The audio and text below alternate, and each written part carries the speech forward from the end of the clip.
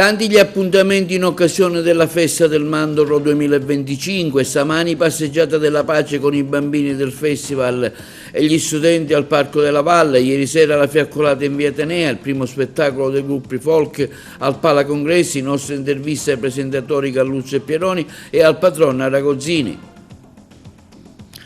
Votata la sfiducia al sindaco di Realmonte Sabrina Lattuca con 8 voti a favore, verrà sciolto il Consiglio Comunale e nominato un commissario.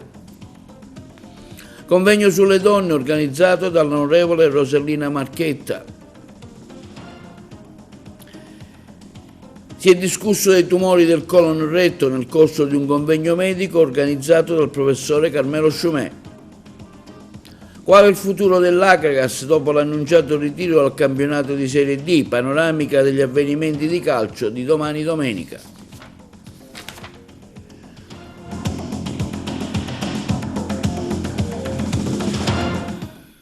Buongiorno, benvenuti con un nuovo appuntamento di TVA Notizie. I bambini del mondo hanno invaso stamani la Valle dei Templi per la passeggiata della pace e della fraternità, il servizio.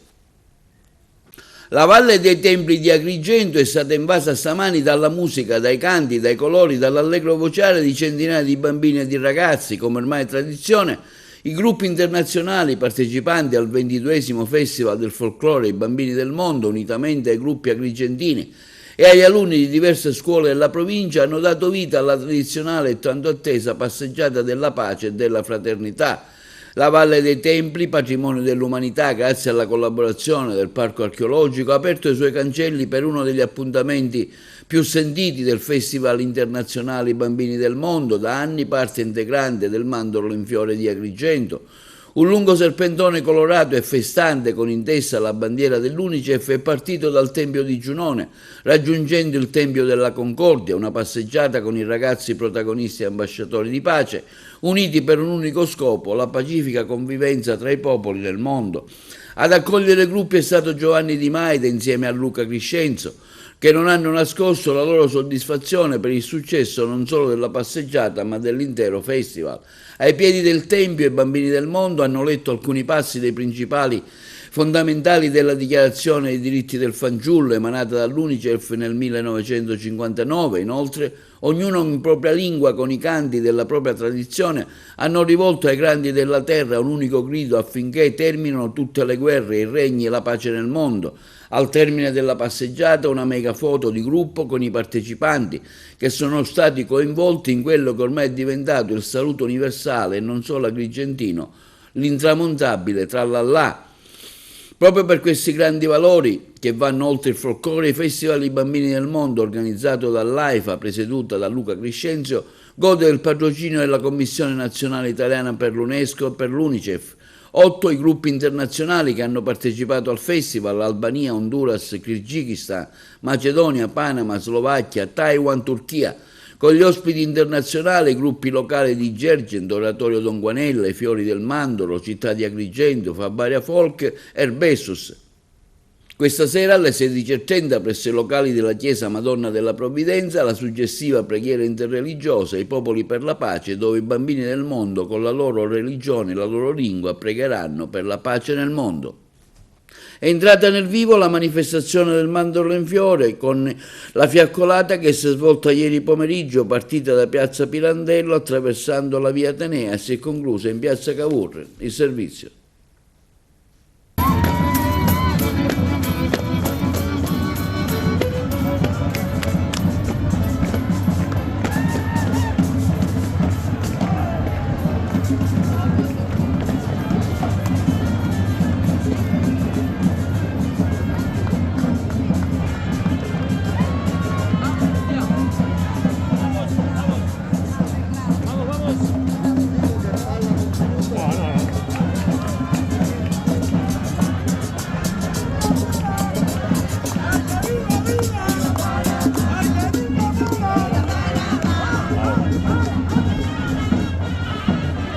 È entrata nel clou la manifestazione del Mandorlo in Fiore ieri pomeriggio con la fiaccolata. La sfilata è partita da piazza Pirandello attraversando via Atenea e si è conclusa in piazza Cavour.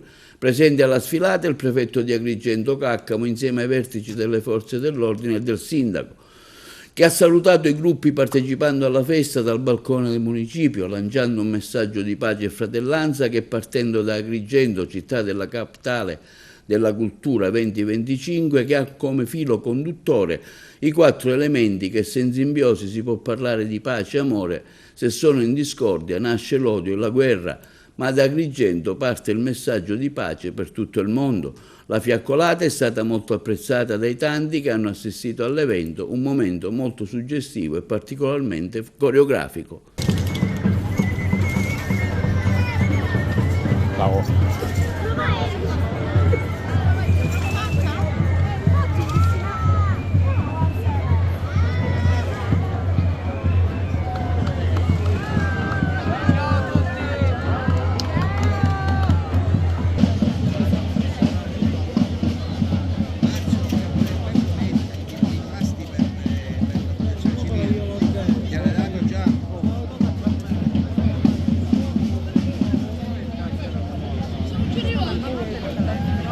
Ingegneristicamente non l'hai calcolato.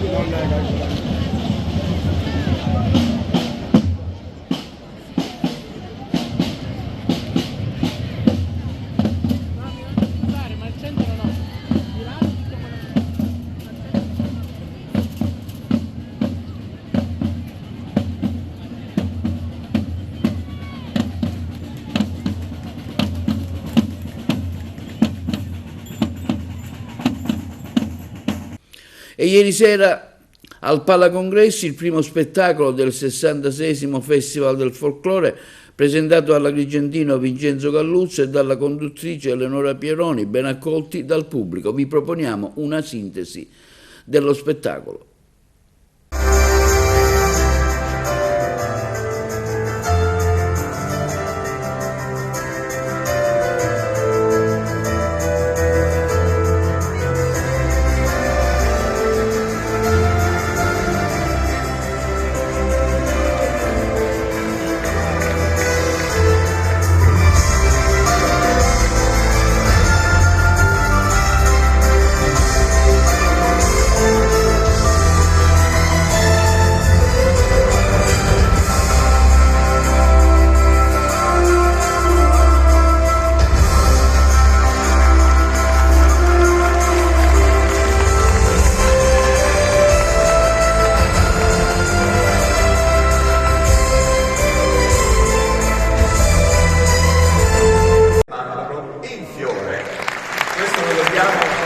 Agli organizzatori, lo dobbiamo a voi, io poi insomma, essendo autoctono come parlano, quelli che sanno parlare bene, conosco la sagra da tantissimi anni. Per me è una grandissima emozione essere qui questa sera perché torno su questo palco dopo 20 anni e 30 anni fa addirittura ho fatto un premio Italia qui per la RAI con una grande amica, Catherine Spack, che purtroppo non c'è più e che mi piace che voi facciate un applauso questa sera alla sua memoria per ricordare. È stata una cara amica e una grande artista straniera che ha trovato tanta fortuna in Italia. Grazie, che accoglienza. Quando grazie perché dopo lo scoppano la sirena ci voleva, insomma, come dire, respiriamo un po'. Allora, intanto benvenuta. Grazie a voi per avermi voluto in questa splendida kermesse e come ti avevo confidato proprio ieri. Io mesi fa vedevo una cartolina, la cartolina di Agrigento, con questa meravigliosa Valle dei Templi e ero veramente sorpresa del fatto che come è possibile, sono venuta in Sicilia qualche anno fa in vacanza, meravigliosa, ma non ho mai visitato ancora Agrigento.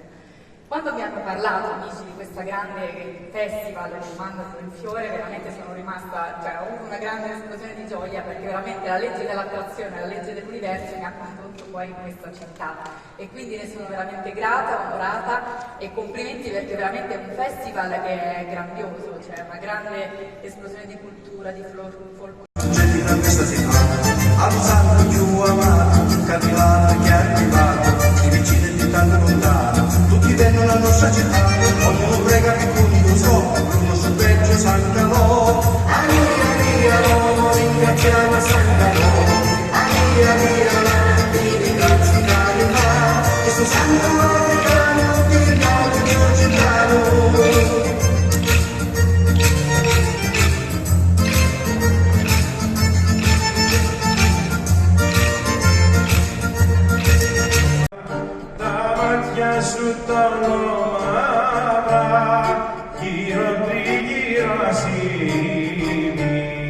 Καβούν καρδιές, κλέβουν καρδιές, καβούν καρδιές, κλέβουν καρδιές, καβούν καρδιές, κλέβουν καρδιές, δεν έχουν καλοσύνη.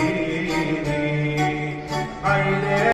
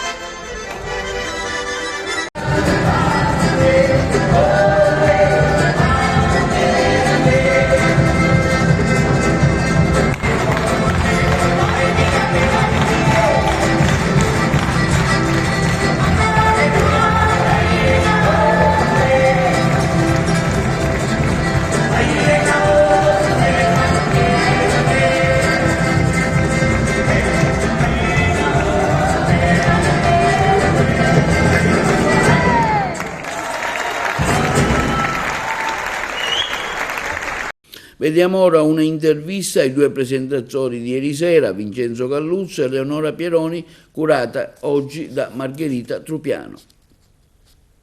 Eleonora Pieroni e Vincenzo Galluzzo sono i presentatori del 77° Mandorlo in Fiore. Ieri sera il primo spettacolo al Palacongressi di Agrigento. Eleonora Pieroni, che impressione intanto ha avuto del Mandorlo in Fiore e del pubblico agrigentino? Innanzitutto grazie per questa intervista e per l'accoglienza e a tutto il pubblico che ci sta seguendo.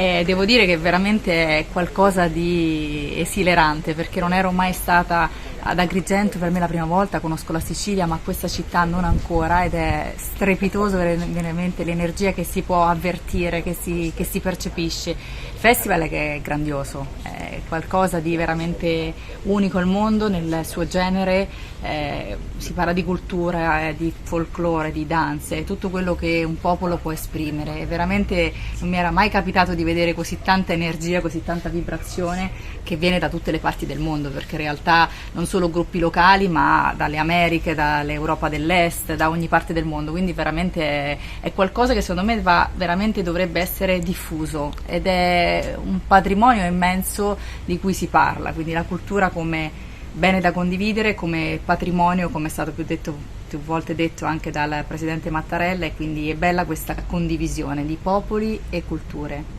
Eleonora, intanto ieri sera abbiamo appreso di un suo importante prossimo impegno sulla reti della RAI, così ecco, per il pubblico di Agrigento che ci vede attraverso TVA e anche in tutta Italia, vogliamo raccontare, dare qualche piccola anticipazione? Sì, la serie si chiama Costanza, uscirà dal 30 marzo su Rai 1, è una prima visione assoluta, una nuova serie televisiva, e c'è comunque un legame con la Sicilia, perché la protagonista Costanza è una ragazza che dalla Sicilia appunto è una paleontologa, si trasferisce a Verona per lavoro, e dove poi succedono delle vicissitudini perché si ricollega con una parte importante della sua vita, quindi è una storia che è attuale, dei tempi attuali, che però si intreccia anche con il passato, un passato molto lontano, parliamo del Medioevo, per cui insomma una storia molto importante. Io interpreto il personaggio di Sara, è un personaggio a me vicino perché sono una mamma e quindi in qualche modo mi rivedo un po', mi ritrovo in questo ruolo, quindi tutti su Rai 1 a fine marzo per questa bellissima serie e poi anche altri progetti. Grazie, in bocca al lupo e tanti auguri per un futuro fulgido, Eleonora. Vincenzo Galluzzo ritorna ad Agrigento dopo alcuni anni, nasce ad Agrigento, quindi è una grande emozione per noi riaverti e credo anche per te incontrare il Mandorlo in Fiore. Assolutamente è una grandissima emozione, non solo incontrare il Mandorlo in Fiore, ma lo voglio dire pubblicamente perché è giusto che le professionalità vadano riconosciute, soprattutto incontrare Eleonora è stato un incontro felice, una bellissima donna che non ti fa pesare la sua bellezza, che è una prerogativa solo delle donne intelligenti e di un certo spessore, è una professionalità, devo dire, siamo stati veramente mano nella mano per tutto il tempo, e questo non è difficile, non è facile, credetemi, nel mondo dello spettacolo trovare una sintonia, soprattutto fra persone che non si conoscevano, perché noi non avevamo ancora avuto un'esperienza professionale che ci vedesse insieme, quindi ringrazio il sindaco, l'assessore Cantone Trucanti per aver scelto Eleonora per fare risplendere di luce la sagra del Mandorlo in Fiore. Che dire, è chiaro che per me è un'emozione infinita tornare qui, il mio cuore batte sempre da queste parti, e spero di essere stato e di continuare ad essere all'altezza di ricoprire il ruolo che mi è stato affidato. Enzo, tu sei andato via da Agrigento con tanti bei sogni, hai avuto la fortuna di realizzarli anche grazie alla tua abilità, alle tue doti artistiche innate. Adesso che effetto ti fa rivedere il mandorlo in fiore a distanza di tanti anni da cui lo hai lasciato. Come lo trovi? Che emozioni ti dà? Sicuramente lo trovo molto migliorato rispetto agli anni, che insomma nel tempo poi insomma anche l'esperienza aiuta ad affilare le armi meglio. Quando sono andato via ovviamente era un'altra cosa, però l'anima c'è sempre, è sempre la stessa. Io poi che ho mosso i primi passi in questa città, artisticamente parlando, a Radio Agrigento 1 ancora più forte questo legame, TVA stessa, insomma siamo sempre stati grandi amici, professionisti, come dire, molto affiatati, e naturalmente per quella che è stata poi la mia carriera il mio grazie più sentito va a Michele Guardì, che è stato colui che veramente, come si suol dire, mi ha insegnato il mestiere. Quindi grazie Michele, colgo ancora una volta l'occasione per ringraziarti per avere fatto di me anche quello che sono oggi, una persona normale. Enzo, velocemente anche a te chiedo i tuoi programmi futuri. Tu hai tante idee in cantiere, tante le stai portando avanti. Allora, in questo momento sono impegnato con Eleonora Daniele nel programma di Rai 1 che va tutti i giorni in onda dalle 10-10 alle 12-10, e poi c'è la mia croce che è Girgi Marzullo, con il quale faccio 5 programmi, 4 in televisione e 1 alla radio. Sto scherzando, Gigi è un grande professionista, serio, siamo molto amici. E quest'estate insomma ancora ci sono dei progetti da vagliare e da vedere, e l'uscita del mio terzo romanzo. Anche a te in bocca al lupo e ti aspettiamo nuovamente ad Agrigento. Buon 77° mandorlo in fiore. Grazie anche a voi. E allo spettacolo del Palacongressi ieri sera era presente il manager molto noto nel mondo dello spettacolo, Adriano Aragozzini. Noi l'abbiamo intervistato. Dottore Aragozzini, come mai ad Agrigento? Io sono il rappresentante manager di Eleonora Pieroni, che è la presentatrice di oggi e domani della manifestazione. Senta, che ne pensa del mandorlo in fiore in generale? Una festa? Il mandorlo in fiore io 20-30 anni fa l'ho organizzato e lo feci presentare a Gianni Minà. Credo che sia una delle manifestazioni più importanti in Italia, ma credo forse anche in Europa. Senta, lei rappresenta un'icona del mondo dello spettacolo, lo sappiamo tutti. Ecco, cos'è che le è rimasto più impresso della sua carriera? Della mia carriera? Beh, devo dire la verità, tutti dicono i festival di Sanremo che ho organizzato, che sono stati di grande successo. Però io ho rappresentato artisti che si chiamano Domenico Modugno, Renzo Arbore, Gino Paoli, Gina Lollobrigida. Quindi i miei ricordi più belli sono gli artisti che ho portato al successo e che mi hanno dato molto successo. Senta, Agrigento è capitale 2025. Guardi, grande soddisfazione per me, perché mia madre è di Porto Empedocle e quindi sapere che la città di mia madre, Porto Empedocle è Agrigento. Sì, certo. Oltre la città di Camilleri, quindi. Certo, di Andrea Camilleri. Quindi praticamente io sono molto felice che sia la capitale della cultura.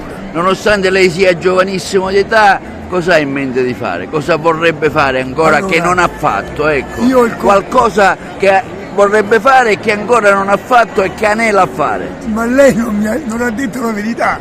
Malgrado la sua età. No, lei è giovanissimo, lei è giovanissimo. Io non sono giovanissimo. Quello che io voglio fare è finché aver voglia di fare. Poi quello che viene, viene. E oggi alle ore 16 e poi alle ore 21 ancora il Palacongressi sarà cornice del 66° Festival Internazionale del Folklore. Lo spettacolo serale sarà arricchito dalla conduzione di Elenoir Casalegno, che domani pomeriggio insieme a Vincenzo Galluzzo sarà al timone della cerimonia conclusiva dalle ore 14 al Tempio della Concordia con l'assegnazione del Tempio d'Oro 2025. Passiamo alle notizie di politica. Con 8 voti a favore è stata approvata la mozione di sfiducia al sindaco di Realmonte Sabrina Lattuca. Il primo cittadino pertanto ha cessato le sue funzioni insieme alla giunta comunale composta dal vice sindaco Maria Pilato, nominata qualche giorno prima, e dagli assessori Domenico Toto e Antonio Fugallo. Quindi decade il Consiglio Comunale che ha approvato la mozione di sfiducia come stabilito dalla legge regionale. Noi abbiamo sentito telefonicamente il sindaco di Realmonte Lattuca. Sindaco, la mozione è passata, 8 voti per la sua sfiducia, 4 no. Un commento? Dunque, non nego di essere molto dispiaciuta per l'approvazione di questa mozione da parte dei consiglieri, 4 di opposizione e 4 di maggioranza. Secondo me, e l'ho anche dichiarato nell'immediato ieri sera in consiglio, perde la comunità di Realmonte semplicemente perché una gestione che stava andando avanti con tanti progetti, con tanti traguardi raggiunti, viene ovviamente rallentata da un arresto così brusco. È chiaro che c'è nella prerogativa dei consiglieri quella di approvare, presentare le mozioni, sicuramente che intempestiva, certamente forse per anticipare una tornata elettorale, ma in un anno particolare per la provincia di Agrigento, dove questo comune, il comune della Scala dei Turchi, aveva lavorato tanto e sta lavorando tanto. Per i cittadini io spero che insomma si possa velocemente concludere questo iter e arrivare a nuove elezioni. Questo perché a fare le spese di un rallentamento amministrativo certamente sono i cittadini. Gli amministratori sono tutti pro tempore, per cui hanno un corso, iniziano, hanno una fine. Chiaramente se vengono fermati prima è nel pieno di un lavoro che va avanti, ecco, questo deve fare riflettere. Il futuro del sindaco impugnerà la mozione? Io già ho anticipato ieri sera che rispetto alla votazione non nella totalità del Consiglio di una pregiudiziale che vedeva 3 consiglieri, di cui uno è il vicepresidente del Consiglio, presentare la mozione di sfiducia, un atto di revoca più precisamente della Presidente del Consiglio, che non nella sua totalità, atteso che mancava un consigliere che era assente, mentre gli altri 3 erano i firmatari della mozione, ecco, sarebbe stato opportuno, come ricordava la segretaria generale ieri, che la Presidente del Consiglio attendesse qualche giorno per relazionare, così come richiesto dalle autonomie locali, con una nota pervenuta per conoscenza alla sottoscritta in data di ieri, si discutesse nella sede preposta, appunto, che è il Consiglio, la questione sollevata da un quinto dei consiglieri, quindi nel numero di legge, e subito dopo, anche contestualmente, poi discutere la mozione. Questo perché se c'è uno statuto, se c'è un regolamento del funzionamento del Consiglio Comunale, la legge eccetera, ecco, in uno Stato democratico devono essere rispettati. Donne in prima linea, impegno e partecipazione, il tema di un incontro organizzato dall'onorevole Roselina Marchetta, deputato segretario all'AS. Sentiamola. Grande affluenza all'evento Donne in prima linea, organizzato dall'onorevole Roselina Marchetta, con una sala gremita e tanto entusiasmo per un evento dedicato alle donne impegnate in politica, nel lavoro, nel sociale, con diverse testimonianze che sono intervenute durante la manifestazione.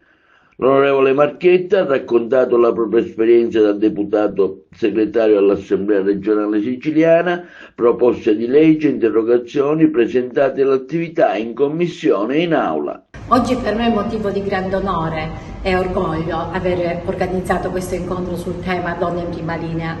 Con questo importante appuntamento che riunisce figure femminili in primo piano, voglio ricordare il valore della donna e il contributo che hanno offerto alla società a vari livelli. Le donne hanno saputo dimostrare sempre coraggio, sacrificio e determinazione, anche se ancora oggi sono socialmente e professionalmente discriminate. Noi con la manifestazione di oggi vogliamo dire no a tutti i pregiudizi che penalizzano quotidianamente le donne e rafforzare tutti insieme quella consapevolezza in termini di opportunità e diritti per un'effettiva parità di genere. Linea da regia per la pubblicità. Altra tensione ieri al quartiere Zenne di Palermo, spari contro un garage. Ce ne parlano i colleghi di Palermo. Altre 2 auto sono andate a fuoco la scorsa notte allo Zen a Palermo in via Gino Zappa, una Fiat Panda e una Fiat 600 appartenenti allo stesso proprietario noto alle forze dell'ordine. I vigili del fuoco intervenuti hanno spento le fiamme, indagano i carabinieri. Ha precedenti penali anche lo stesso proprietario del garage di via Fausto Coppi, dove qualcuno ha sparato ieri contro la saracinesca almeno 30 colpi di fucile. I carabinieri e gli agenti di polizia stanno lavorando per cercare di mettere fine a questa faida. Nei giorni scorsi un'auto bruciata, una danneggiata da colpi di fucile, proiettili contro una persiana e una sala scommessa è andata a fuoco in via Gino Zappa. Altri colpi d'arma da fuoco erano stati sparati contro la saracinesca di un altro centro scommesse in via Ignazio Mormino. Le indagini proseguono anche per risalire all'aggressore del giovane di 31 anni che si trova ricoverato sempre in gravi condizioni all'ospedale di Villa Sofia con diverse coltellate al petto. Al centro di questi fatti ci sarebbe il controllo dello spaccio di droga allo Zen, ma anche quello delle scommesse clandestine. Operazione di Sandros a Messina, ora il confronto è in tribunale. Ce ne parlano i colleghi di Messina. Ieri sono iniziati gli interrogatori di garanzia per le persone arrestate nell'ambito dell'operazione Taisandros, un'inchiesta antidroga condotta in collaborazione tra le direzioni distrettuali antimafia di Messina e Catania. Gli interrogatori del giudice per le indagini preliminari Ornella Pastore, che ha emesso i provvedimenti di arresto per 16 persone in carcere e 9 ai domiciliari, ha convocato coloro che sono stati detenuti in carcere per il faccia a faccia. Accompagnati dai loro avvocati, molti degli arrestati hanno deciso di rispondere alle domande della giudice, negando le accuse più gravi. Altri invece hanno scelto di avvalersi della facoltà di non rispondere, rifiutandosi di collaborare con le indagini e mantenendo un atteggiamento di omertà. Gli interrogatori continueranno lunedì 17 marzo, quando davanti al giudice si presenteranno le 9 persone agli arresti domiciliari. L'inchiesta sul traffico di droga, che li vede coinvolti a vario titolo in associazione finalizzata al narcotraffico, con l'aggravante di aver supportato il clan locale e in una lunga serie di episodi di spaccio di cocaina, marijuana e hashish a Giardini Naxos e nelle aree circostanti, oltre che di estorsione. Gli investigatori, coordinati dalla Procura Nazionale Antimafia, stanno indagando sugli affari del clan Brunetto, Cappello e Cinturino nella zona ionica del Messinese tra il 2020 e il 2021. Dopo l'operazione Isola Bella, Riccardo Pedicone, uno dei capi dei clan catanesi in ascesa, si è trasferito a Giardini Naxos. Secondo l'accusa, Pedicone avrebbe preso il controllo delle estorsioni ai barcaroli di Taormina e gestito un fiorente traffico di droga con base operativa in un'officina di Giardini. E si è discusso ieri sui tumori del colon retto, il percorso diagnostico terapeutico assistenziale organizzato dal professore Carmelo Sciumè, direttore della chirurgia generale endoscopica dell'ospedale San Giovanni di Dio. Noi abbiamo seguito il convegno. Professore Sciumè, parliamo di questo convegno medico e i tumori del colon retto, che stiamo avendo un interessante dibattito che si è sviluppato. Allora, io devo ringraziare tutti i colleghi che sono venuti anche da fuori Sicilia, oltre a tutti i centri che si occupano di tumore del colon retto. Si parla quindi di PDTA, cioè percorso diagnostico terapeutico assistenziale, che deve essere il più standardizzato possibile in tutte le strutture.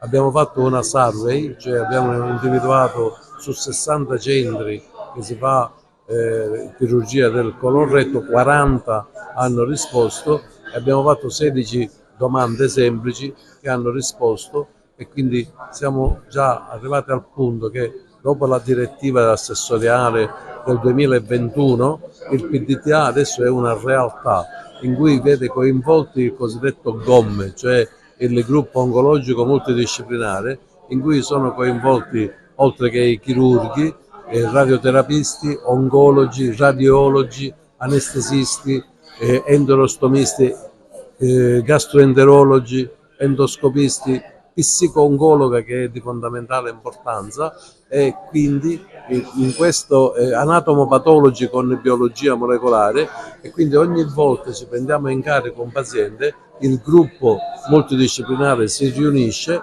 e redige un verbale in cui si presenta sia al paziente che ai parenti, e quindi poi provvediamo all'intervento chirurgico se è necessario, o in base alla stadiazione possiamo fare la chemio e radioterapia neoadiuvante, che significa farla prima dell'intervento chirurgico, e poi eventualmente una terapia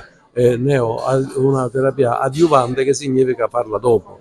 Una novità importante è che ci sono i tumori del retto localmente avanzati, non in fase metastatica, in cui, quando ci sono, dal punto di vista della biologia molecolare, cioè della genetica, che hanno una cosa che si chiama instabilità dei microsatelliti, e allora si può fare una terapia biologica, quindi una terapia immunoterapia con un anticorpo monoclonale che si chiama dostarlimab, che si fa una fiala da 500 mg endovena ogni 3 settimane per 6 mesi, e quindi significa fare in totale 9 fiale. Ognuna fiala sì che costa 1.000 euro, però significa non evitare a questo paziente la chemio, la radio e la chirurgia, con una guarigione di questi 12 casi che hanno pubblicato al 100% di tutti e 12 casi, con un follow up, cioè con una monitorizzazione fino a 22 mesi, quindi non c'è ripresa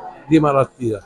Devo ringraziare tutti i colleghi, principalmente il professore Corcione, che è uno scienziato a livello internazionale per quanto riguarda la chirurgia laparoscopica dei tumori del colon retto, che ha dato una svolta in tutto il panorama nazionale. I dati di Agrigento, le enunciava, sono ottimi, eccellenti nel territorio siciliano.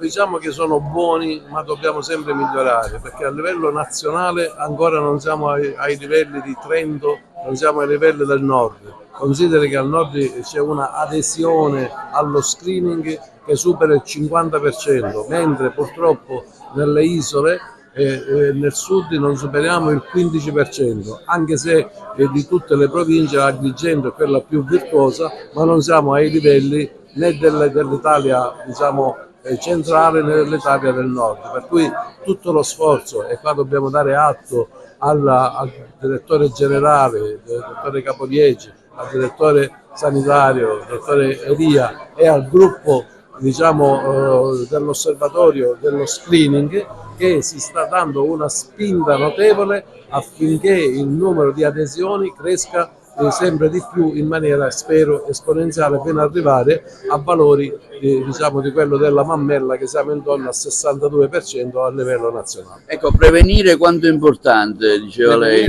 Prevenire è di assoluta importanza, perché evitare di operare un paziente quando abbiamo una finestra che viene chiamata finestra di abolire la sequenza fatale adenoma-carcinoma, cioè da polipo diventare cancro. Quindi significa che noi in queste condizioni andiamo a estirpare quel polipo che sicuramente a distanza di 5 a 15 anni diventerà tumore maligno, e quindi poi deve intervenire la chemioterapia, la radioterapia, la chirurgia e quant'altro, con tutte le possibilità, con tutte le possibili complicanze inerenti alla tecnica. Dottore, i primi sintomi quali sono affinché un paziente deve fare appunto i primi controlli nelle farmacie attraverso il test delle feci? Allora, lo screening prevede gratuitamente la distribuzione della ricerca del sangue occulto nelle feci, quindi SOF, sangue occulto nelle feci,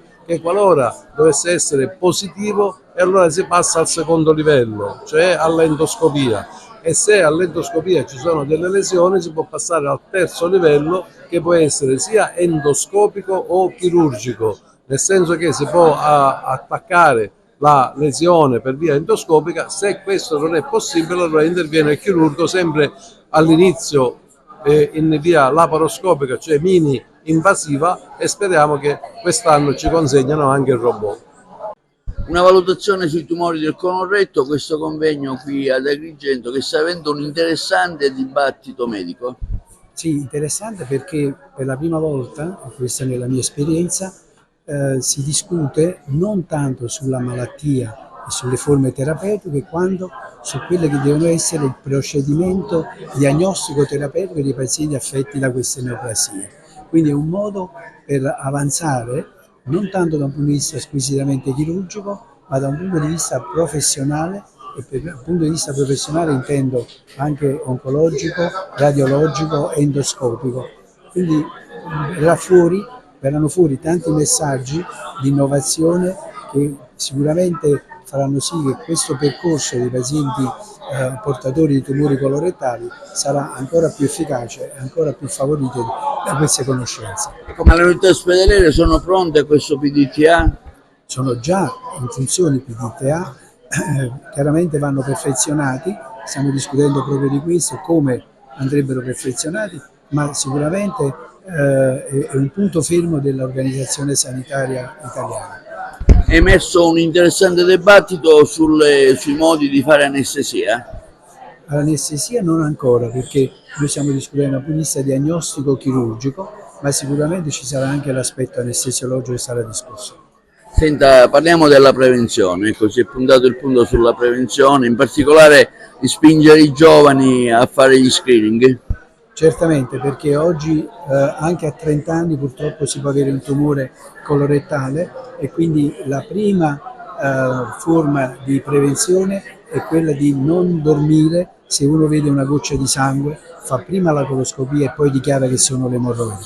Secondo, associarsi sempre di più all'invito delle ASL a fare gli screening, perché molte persone rifiutano, ci sono percentuali molto basse in Italia, e invece questo è sbagliatissimo, perché l'unica possibilità di prevenzione è proprio lo screening, sia con l'esame delle feci prima e sia con la coloscopia dopo. Ecco, lei parlava di questo limite dell'età di 69 anni, ha fatto anche un intervento in sala. Sì, perché per me lo screening andrebbe esteso in tutte le persone che hanno comunque buone capacità fisiche. È chiaro, pazienti di 85 anni non lo sottopongono allo stress se non c'è una motivazione, ma se una persona ha 70 anni e non 69, non vedo perché non debba essere sottoposta allo screening. Assolutamente, l'argomento che è stato scelto dal professor Cimè è di grande interesse. Il PDTA del colon retto è quello che ci consente di poter garantire ai nostri pazienti che sono affetti da un tumore del colon e del retto un percorso diagnostico terapeutico che sia universale in tutte le parti d'Italia. E soltanto attraverso queste procedure, attraverso questi eventi possiamo garantire ai pazienti questo successo. Abbiamo visto che è importante, diciamo, la prevenzione, fare gli esami attraverso anche attraverso l'uso delle farmacie, delle feci, per poi, diciamo, iniziare l'iter.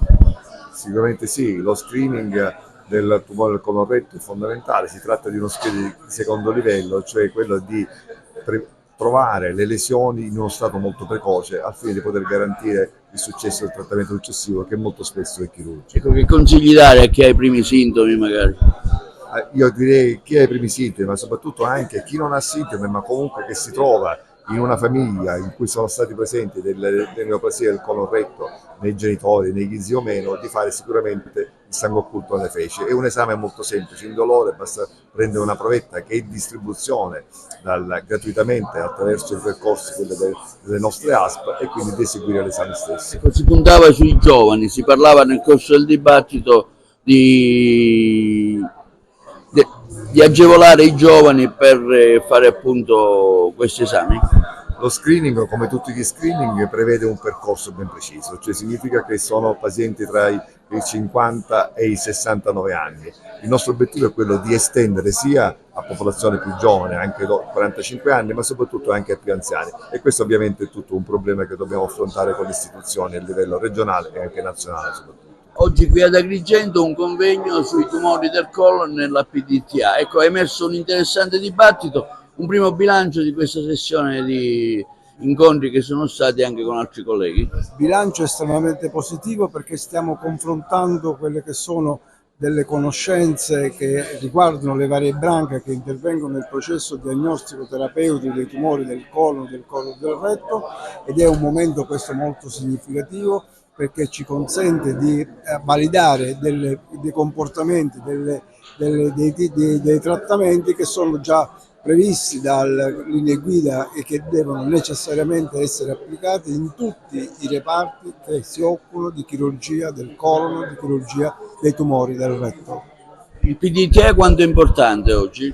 Fondamentale. Un tempo la decisione era affidata soltanto al chirurgo, Oggi abbiamo dei risultati eccellenti se nella decisione sul tipo di trattamento, sul come condurre l'intervento chirurgico, su come trattare nel post operatorio un paziente è molto più significativo, è molto più utile, è molto da maggiori garanzie di sopravvivenza se vengono rispettate le regole del percorso diagnostico terapeutico assistenziale. Ecco, emergono anche appelli importanti per la prevenzione. Assolutissimamente tutto il discorso sui cancri del colon e del retto, su tutti i tumori in genere, parte dalla prevenzione. Più la prevenzione è seguita e maggiori sono le possibilità di guarigione.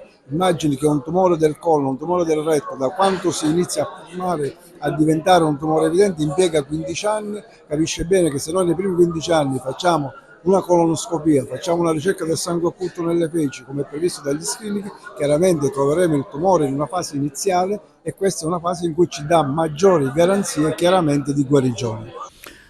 Passiamo allo sport, si continua a parlare del futuro probabile della squadra dell'Akragas dopo l'annunciato ritiro al campionato di Serie D Girone I. Ce ne parla meglio Carmelo Lentini.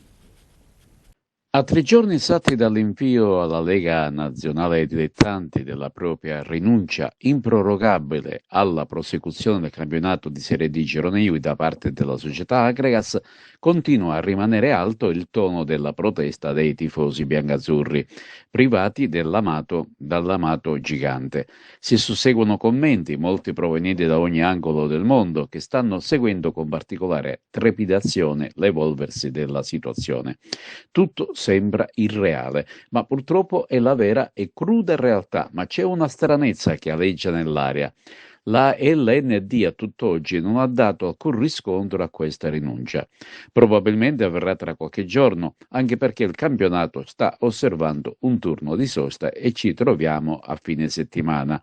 Ma la faccenda rimane avvolta ugualmente da un fitto mistero. Alcune domande sono d'obbligo.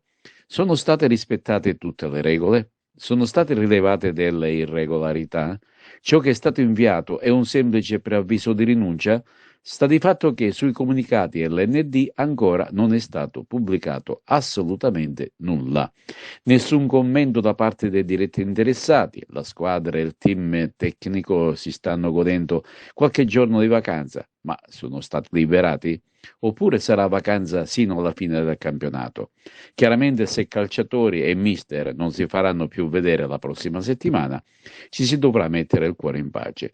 Nonostante questa difficile decisione, la società ritiene opportuno mantenere il proprio impegno per la crescita dei giovani talenti e proseguirà regolarmente le attività del settore giovanile con l'obiettivo di garantire continuità e sviluppo al movimento calcistico locale. La giovane juniores biancazzurra, infatti, che per completare il campionato di appartenenza deve disputare un paio di gare, si trova a un passo dai play-off e basterebbe un solo punto per raggiungere questo obiettivo. Se alla prima squadra si è dato il de profundis, almeno così sembra, a quello giovanile invece è permesso di continuare la propria avventura. Sui social continuano feroci commenti contro questa decisione, ma ciò che è più strano è il silenzio totale da parte dei diretti interessati. Tutte stranezze che in pochi riescono a comprendere. E vediamo ora una panoramica degli avvenimenti di calcio della domenica. Ce ne parla sempre il collega Lentini. Ed ora i campionati minori. Oramai la lotta per il salto in Serie D si è racchiusa tra due squadre, l'Athletic Palermo, che ha maggiori chance, e il Città di Gela, con quest'ultima destinata ai playoff regionale, avendo un vantaggio di 10 punti sull'attuale terza in classifica, vale a dire l'Unitas Sciacca. In questo turno allo Stadio Lo Monaco è in programma il derby tutto palermitano tra la Parmonval e il capolista Athletic, a cui guarda molto attentamente il Città di Gela e che a sua volta è impegnato in casa con l'Oratorio Marineo. Infine l'Unitas Sciacca, dopo l'uscita di scena dalla Coppa Italia, ritorna in campo a Marsala contro la compagine lilibetana. In Promozione ormai la lotta si racchiude tra due squadre, Camarat e Giarre, staccate tra di loro da appena un punto. La prima sarà impegnata in casa contro il Santa Domenica Vittoria, la seconda anch'essa tra le Muramiche con il Belpasso. Mancano 4 giornate, compreso questo turno domenicale, e può succedere di tutto. Per quanto riguarda la zona playoff, anche in questa categoria come quella d'eccellenza, si rischia di non disputarle, in quanto i punti di stacco dalla terza ha raggiunto quota 11. Per cui la seconda classificata andrà al turno successivo degli spareggi promozione. E concludiamo con la prima categoria, Girone B, dove l'Ebetoclina, vincendo con il Sant'Anna Enna, ha raggiunto la zona salvezza diretta. Mancano appena 2 gare da giocare, quella di questa domenica contro il Ganci tra le Muramiche e poi l'ultima fuori in casa del Mussomeli.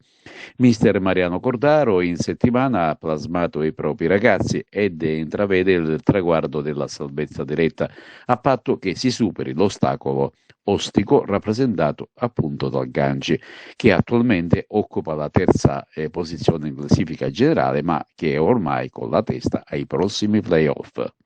E questo è tutto per TV Notizie di oggi. Vi ricordiamo che i nostri programmi si possono vedere in tutta Italia sul canale 268 del digitale terrestre per chi ha le smart TV, in streaming sul sito www.televideoagrigento.tv e il telegiornale sul canale 93 di Video Sicilia alle 15 e alle 20 con replica la mattina alle 9. Inoltre i nostri servizi si possono visionare sul canale YouTube di TVA Televideo Agrigento.